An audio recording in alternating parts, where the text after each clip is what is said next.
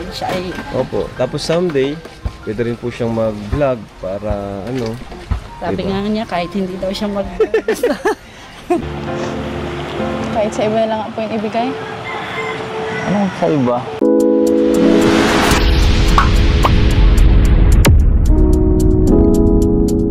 Hello mga Kalingap! Welcome back po sa ating YouTube channel. Again, this is Kuya Nel. At kung bago pa lang po kayo sa aking YouTube channel, ay huwag niyo pong kakalimutan mag-subscribe, like and share po ng aking mga video. At pahit na rin po yung notification bell button para lagi po kayo updated sa aking mga uploads. At ayan mga Kalingap, ang pag-uusapan po natin ngayong araw na to, sa vlog na to, ay yung latest upload po ng EDSI, kung saan po meron pong importanteng nabanggit po si Kalingap Rob na plano po niya kay Vianse. At dito nga rin po sa vlog na ito, mapapanood po natin, makikita natin kung ano ba talaga ang tunay na saloobin ni Vianse about po dun sa kanyang pabahay. At bago po pala tayo magsimula ay huwag po nating kakalimutang suportahan ang ama ng Kalingap, si Kuya Val Santos Matubang, si Kalingap Rob, si Ate Edna, ang lahat po ng K-Boys, Kalingap Partners at lahat po ng Kalingap Proctors. So panoorin po natin yung mga kaganapan. Nangangailangan. Pero, Kahit konti. ayun, at maganda naman yung naghihintay sa future ni Vianse sa Kalingap di ba? Pinakamaganda dyan na yung pag-aaral niya po, yung Sana makapagtapos secured siya yung kanyang kasi pag-aaral kasi andito naman kami para kay Vianse. sabi ko nga, Kalingap. sana makapagtapos siya kasi para makatulong din siya sa Yan. ibang mga nangangailangan. Yung Tama po talaga kayo. gusto niya na mangyari na pag siya ay... Opo. Tapos someday, pwede rin po siyang mag-vlog para ano. Sabi diba? nga niya, kahit hindi daw siya mag... Hindi po. Iba rin naman kasi yung ano. Pero syempre unahin pa rin yung makapagtapos. Yung pag-vlog ano na lang yun second option na lang siya, libangan. Kasi ang... Dagdag income din po kasi, di ba? Kasi ang pag-aaral talaga ang kayamanan ng ano. Pwede naman si Eds na lang yung magpa-vlog. Support na lang si Vianse. Kung nakakapag-inis sa bahay. Sige lang. Kahit saan naman, okay. Laki na lang po di makalat. Naintindihan ko.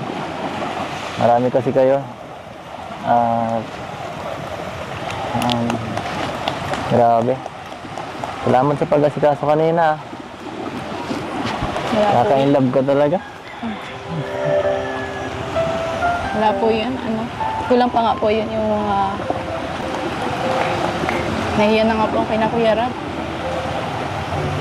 Bakit naman? Yun po yung nagka-problema pa po dun sa pabahay. Hindi ko naman po inaasahan na na ganun. Simple lang naman po talaga yung yung gusto ko po sana yung sabi ko po sa first vlog. Gusto ko lang po makalipat pero po yun. Sana malaki po yung papagawa po sa amin. Nakakahiya na po kay Kuya Rob. Okay lang yan. Okay lang. Kahit man nagtigil ngayon. Sigurado gagawin ni Kalingap Rob ng para gawa yung bahay. Siyempre nangako naman siya. Nangako yan, gagawin niya talaga yan. Ito mag-alala. Kahit sa iba na lang po yung ibigay. Anong sa iba? Yun, deserve mo yun lahat. Deserve niyo yung family. Tamang kasalanan dun.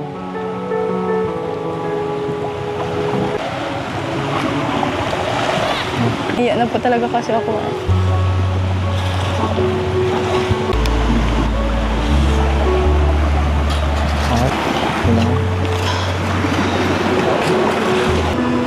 Magiging okay din ang lahat. Tiwala lang. Tiwala ka ba? Okay lang. Thank you po sa pag-aan ng loob ko. Thank you din po sa ating kanina. Kaya natin yan. Dito man lang kami. Kung may sabi ka lang para at least magaling dapat. Para mapayuhan ka. So ayan po, napanood po natin yung mga pangyayari po kung saan may nasabi nga po dito sa serye na to, sa episode na to.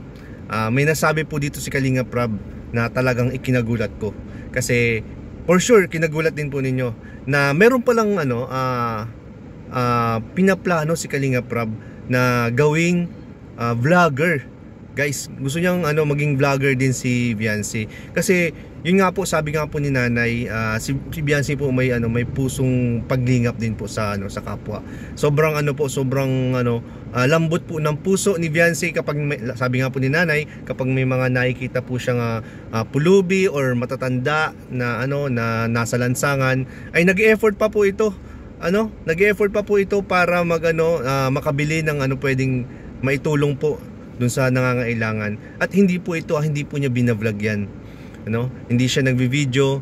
Sabi nga ni nanay, parang ayaw daw po nga ni Viancy na maging vlogger.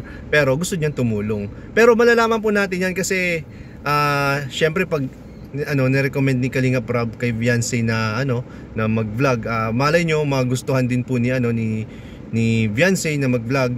So mas maganda po para mas lagi po natin napapanood si Viancy, kung may kung may serye man o wala. Ayun mga Kalingap, at dako naman po tayo dun sa usapan po ni Kalingap Edu at ni Viancy tungkol nga po dun sa pabahay ni Kalingap Prab kila Viancy. Ito nga po sa kasamaang palad or nakakalungkot nga po kasi napatigil po yung pagtrabaho. Yun nga po sa kadahilan ng sobrang laki po ng bahay at medyo kinakapos na po tayo sa budget.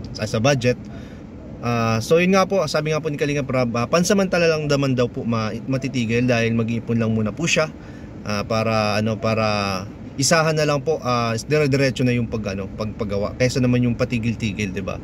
At ayun nga guys, makikita po natin, mapapanood natin na dito nga po ay naglabas po ng saloobin po si Viancy tungkol po sa mga nangyayari po dun sa pabahay po nila. Narinig nga po natin dati kay Viancy na gusto talaga niya is makalipat na po ng bahay. So kahit simple lang po sana, basta makalipat lang po sila, mas safe po sila sa mas safe na lugar, okay na po yun sa kanya. Hindi na po siya nag-expect na ng sobrang laki na bahay, sobrang ganda, basta normal lang po. Kaya lang po ito nga po nangyari, medyo lang po, medyo hindi po kasi nasunod yung wish po ni Viancy. Pero ang kagandahan po, mas malaki po yung paparating na bahay po ni Viancy. Yun nga lang po, dahil mas malaki po, mas mas matagal din yung paggawa, At yun nga, parang na-stress na nga rin po si Viancy dahil nahihiya na rin po siya kay Kalinga Prab.